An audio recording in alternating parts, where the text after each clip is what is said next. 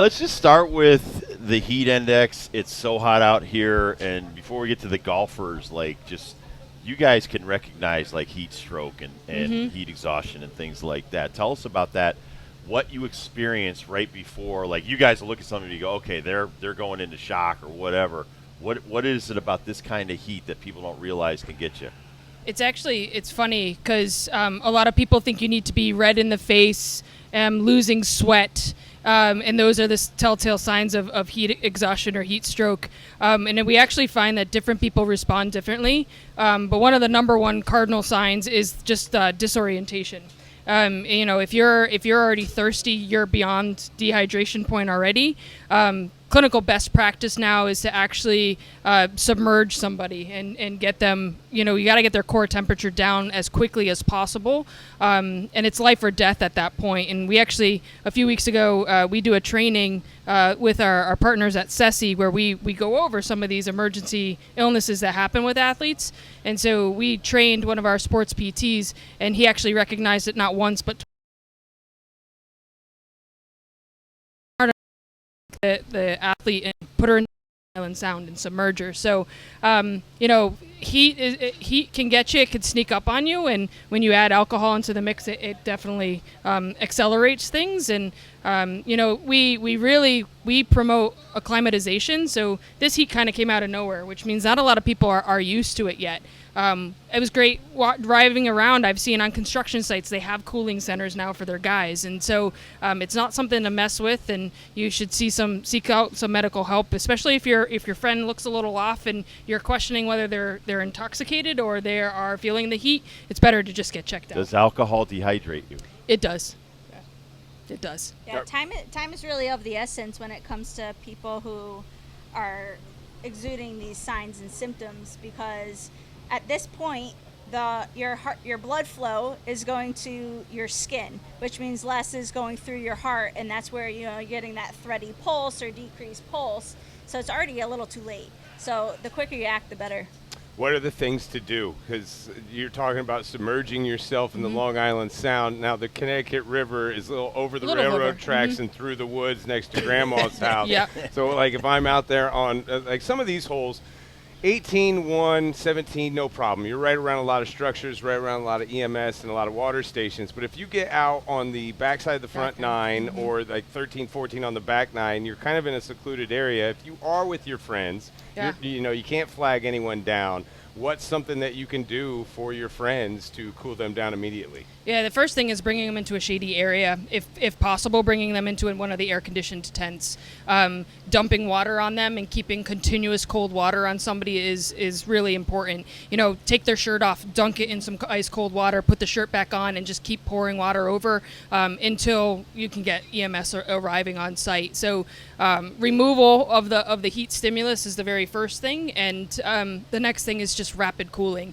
And that's why we say, it used to be pack the armpits, pack the groin, try to cool out. That helps, but continuous cooling is very important.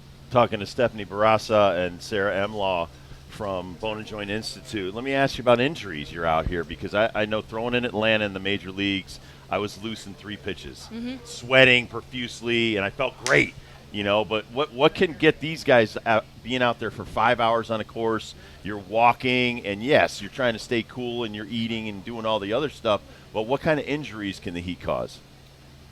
At this point, you're looking less about the injury aspect and more of the illness aspects. So you're right; they're nice and loose. They're probably feeling pretty good. They're probably hitting their stride pretty easily out there. I think it's more of your fatigue catches up to you a lot quicker. You're less likely to have low back pain and those kinds of things on a warm, hot day. It's more of the headaches that creep up on you, the lack of energy, the thirsty feeling, cramping. Cramping will be a huge thing today, so they should be alternating between water and some kind of sports drink, and that's going to be really what's imperative. And we talk a lot about recovery. That's going to be more of their issue, is when they get off the course, what do they do for recovery? And I know, Sarah, you have some comments about recovery and some ideas that we promote, and why don't you take that one? Yeah, I think it's being promoted a lot more across all sports, and people are starting to buy into the importance of recovery. We talk about preparing athletes for practices and games and their seasons to come, but really what they're doing after is probably just as important, if not more in some sense, to look at what are they hydrating with or refueling their bodies with, how much rest are they getting. I mean, you have some athletes like John Rahm has invested thousands of dollars. If you look in his basement and he has some videos, it's insane as the amount of equipment this guy's invested in, because he's out on the course playing several days a week, several hours at a time, and that, you know, that's his life. But if you even look at our adolescents athletes, our little leaguers who are kind of getting the same push, right? They're out there for hours on end every day of the week. We're pushing them at a young age, but they also have homework to do. They want to hang out with their friends. So how much rest are they getting? I mean, really across the spectrum, recovery should be really kind of reinforced a little more than it is. Some of these sports are so structured to where that doesn't even exist. Like the PGA calendar right now, you have some months in the holidays, and that's about it. You're back ramping up. You can skip 1 week here and there. But with what we're embarking now, Signature Tour, see all those dollar signs on the places, you don't want to miss that, man. And then thinking of like the injury du jour, and you brought it up before we started, Cameron Brink. I think about my WNBA friends all the time. They go straight from college right to their season, and Cameron Brink being a rookie, she didn't have any recovery time. She went right from college to the LA Sparks, and now, you know, we can get into the Olympics and all of that that's kind of carrying over. It feels like those off seasons just don't exist like they used to. They don't. I mean, we were just joking the other day in the clinic about the fact that hockey is still going on, right? Like NHL is still going on, tonight. right? And then and the NBA finals just ended, and it's like, you know, the seasons are getting longer and longer. So you're 100% right, and you know, and I think you look at some of the rules about, you know, some of the pro players getting fined for not playing this consistent amount of time, and you know, I think we have access to things like Normatex, which are the vasopneumatic compression devices, which I know a lot of the tour players will use, and something even like hyperbaric chambers are huge in professional sports. Right. Yep. Cryotherapy tanks, and we, you know, a lot of the athletes will use that, and that will help with the recovery. But we also know that a lot of the research shows it's actually what you put in your body as well. And so, you know, making sure that they're getting a lot of those fruits and vegetables, which are dense with the water. And I think people, when it's hot like this, they shy away from salt. But you actually need it, right? So that's one of the major electrolytes that you need, that and calcium and potassium. So if you're avoiding salt because you feel like, you know, your heart rate and you're trying to control your blood pressure and those kinds of things, your body still needs it. And so there's other ways that we can counteract some of those things. I love you guys because you're doing a lot of preventative, like, seminars and stuff. Let's talk about young athletes, in particular baseball players. There's a rash of injuries with pitchers and you know, young athletes and stuff. And you're talking about growth plates. I talk about this all the time, especially with young pitchers, young players. Talk about growth plates, what that means, and why you need time to recover, and you shouldn't play like one specific sport maybe year round, and maybe switch it up a little bit.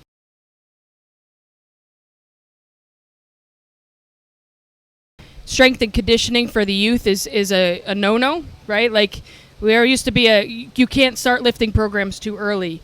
And actually there's a lot of literature that says that's wrong.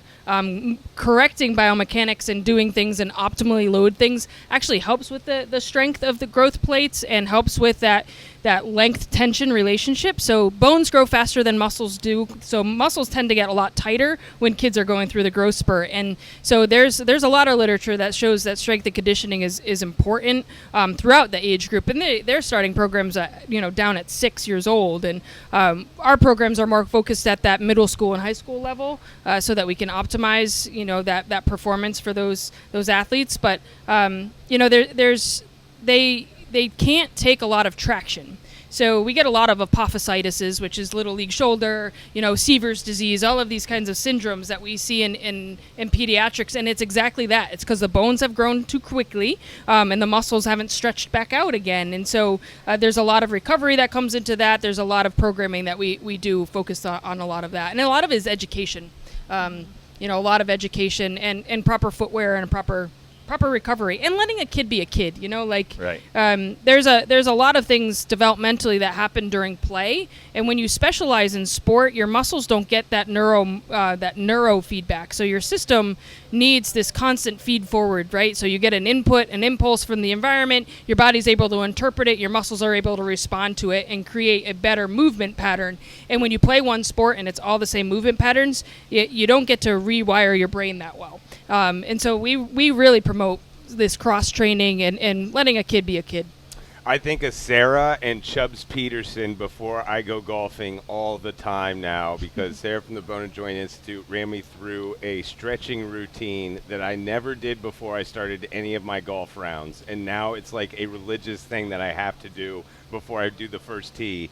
And it's a lot of hips, it's a lot of mobility, it's a lot of things that a lot of people don't think about, because you don't see people circling up. Like the caddies weren't out here circling up with their players and doing, right over left down, and like there's no stretch routine for the golfer, but it's something that must be done before you play, or it's going to be hard to finish 18. If you do, that's great, but good luck going out the next day, because you could really damage some stuff. Yeah, and there's, you say a lot of mobility work for you, but everybody's so different. I mean, in general, I would say sometimes the female golfer actually needs more muscle activation as part of their warm-up. So a dynamic warm-up where they're turning the muscles on that are going to be used in the swing, because otherwise those muscles don't get a lot of attention just walking in through the day-to-day activity. But when you swing a club, it is fast and it is forceful, and it's a rotational sport. And if you don't have the muscles firing into that rotation in the right way, well, your body's going to figure out how to do it anyway, and that's where you get in trouble. And that's why I bring up Chubbs Peterson. I guess I should explain that. It's all in the hips. It's all in the hips. And, you never really get your hips loose, and as far as, your stretch routine throughout other sports that you grew up playing. And then when you go to golf, it's a very important body part to get loose. Oh, yeah. We see a lot of people in their backswing and their trail leg will really just straighten out that back knee, right? Yeah, so they're that's kind of bypassing problem. the hip and going right to the back. So learning and getting that hip mobility and loading into that hip mobility is really important. I think a good guy for young players, athletes in baseball is Paul Skeens. Paul Skeens does a lot of dynamic stretching, but he really stretches the hips and stuff like that. Yeah. He does a lot of stuff like yoga related. I did Tang Sudo karate and stuff for years, and he does a lot of that kind of stretching of the hips. So this guy's huge on the hip rotational stretching. What are you guys out here doing? What is the big Hartford healthcare? Are we corrected swings out here this week? What is your guys' jobs out here today? Yeah, we've been seeing a lot of people mostly just coming in because we have AC. Hey. But we have a net tunnel set up so people can come in and pick up a club and show us their drive. And I think the unique part is we're looking at what their body's doing during that swing. Not how they're holding the club, not how their club met the ball, because how your body's moving in the swing makes those things happen. And if you don't pay attention to, where someone's moving drastically, early extending, coming over the top, those are what's contributing to you having to switch and, pull the club one way or another, causing that in and out, resulting in a slice. So if you can look at the body and give some suggestions on if you could stay in this posture a little bit better, which is easier said than done, right? Then you will have more consistency in your ball strike. You will have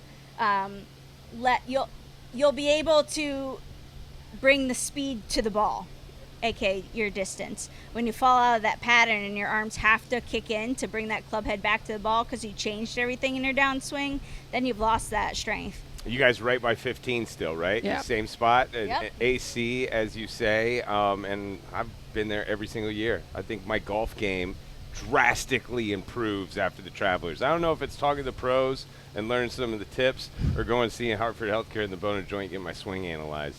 I'd say the swing. Hey, Yeah, before I'd we like let to you say go, I that. want to ask Stefanie, though, you guys are going to come out with a mobile unit where you can go out and mobily do rehab and stuff like that. Talk about the new technology. Yeah, so thanks to a donor, we are going markerless and mobile with our Motion Lab technology. So we'll still have the lab-based aspects too, because a lot of our patients, pretty much most of our patients, go through the Motion Lab too, so that we can look at what we call kinematics and kinetics.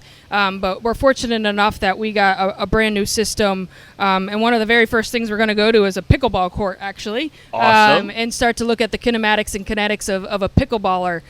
So we have these insoles that can go into your shoes. So rather than having to take our force plates and try to bring them out into the community, we're putting them in the shoes. And Awesome. yeah, it's going to be a lot of fun. So one of our bigger growth points is the pitching analysis. And now, instead of doing it in a tunnel, we're actually going to be able to go and see how kids react off the mound, Right. and That's get that fantastic. and get all that data points. So we're really excited and fortunate that we're moving that way. Tennis is another huge thing that we've been asked for, and with our partnership with Trinity College, nobody's actually looked at the squash kinematics and kinetics. So we're really looking forward to getting on the squash courts and seeing if we can help to mitigate some injuries there. So Sounds dangerous. it does. It does. Sarah, Squash Steph, on the squash. Thank you so much for joining us today. I know you got to get back to work. Yeah, thanks for having us.